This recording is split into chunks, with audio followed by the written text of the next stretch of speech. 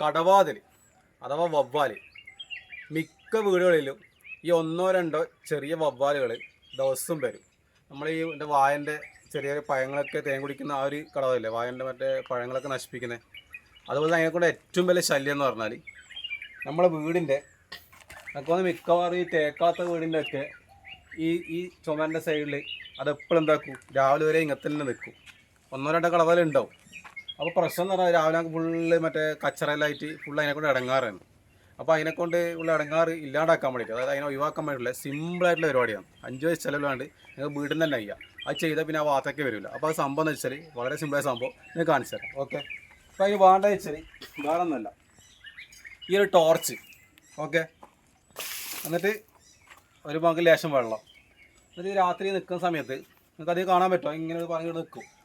Just എന്താക്കാൻ ഇതൊരു torch ഇടുന്നില്ല, torch ഇതുപോലെ കത്തിച്ച് പിടിക്കാൻ എന്നിട്ട് ഒറ്റ ബള്ളിതാ ഇങ്ങനെ കണ്ടില്ലേ. വളരെ സിമ്പിൾ ഐഡിയ ആണ്. അതായത് ടോർച്ചിങ്ങനെ അടിക്കുക, വെള്ളം ഒറ്റ അടി, പിന്നെ ആ ഭാഗത്തേക്ക് പിന്നെ കടാതെ വരികയില്ല. ഓക്കെ.